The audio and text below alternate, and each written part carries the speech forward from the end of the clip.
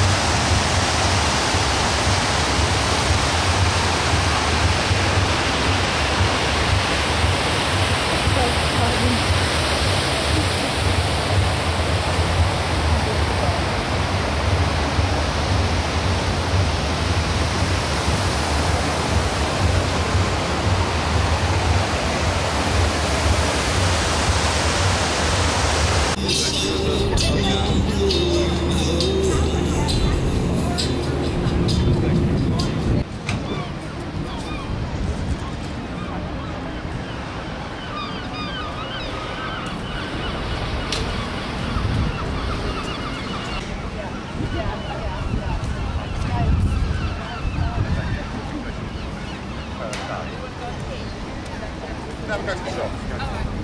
Now let's go to the shop. We'll get something like that. We'll get sandwiches. But anyhow, cut a long story short.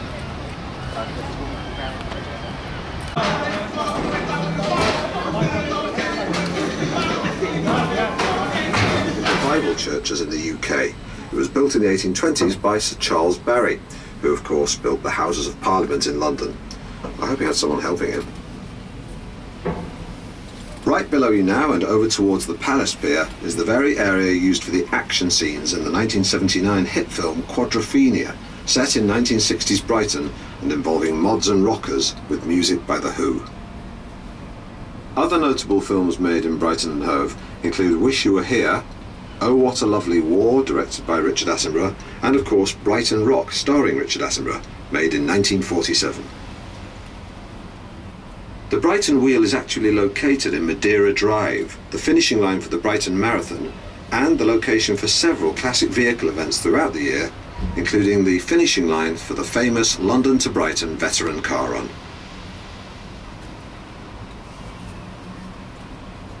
Your sky voyage will be ending shortly.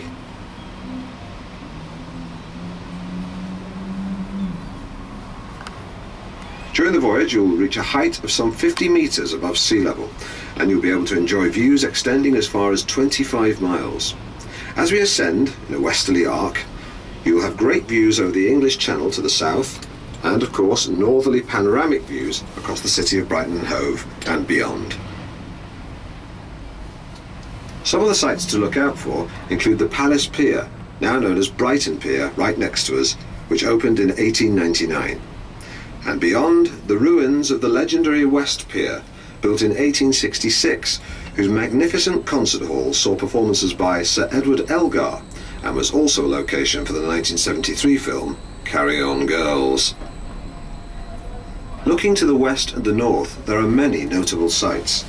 The Royal Pavilion, a former royal residence dating from 1787, designed in the style of the grand Indian buildings of that era.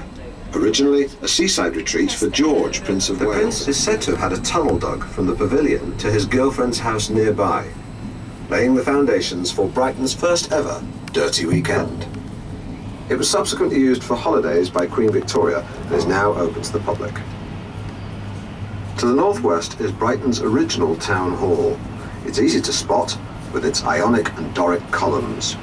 The area was the original Brighton, just a fishing village then, called Brighthelmstone, dating back more than 1,000 years.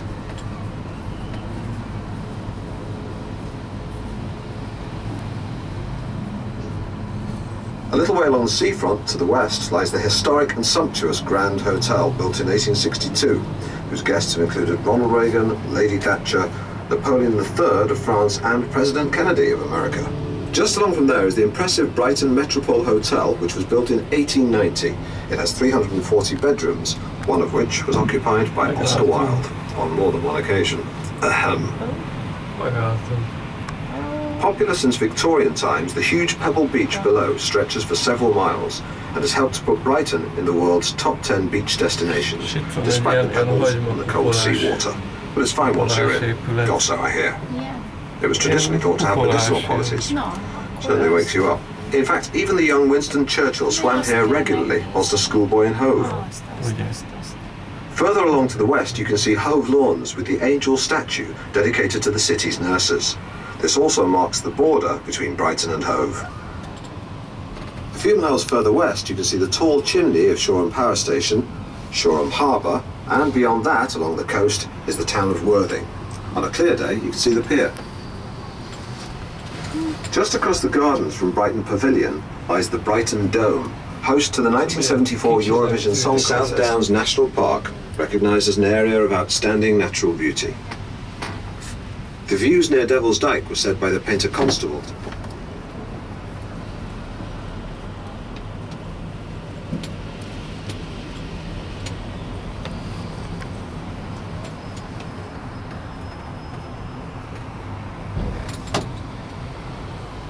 I hope you've spotted a few of the landmarks already.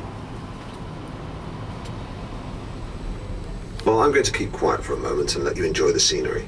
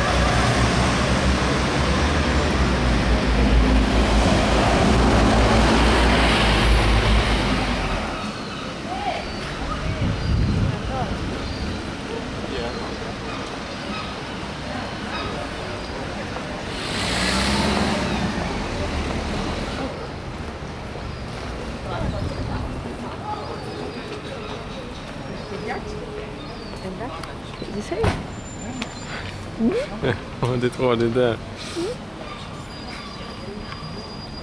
Ouais.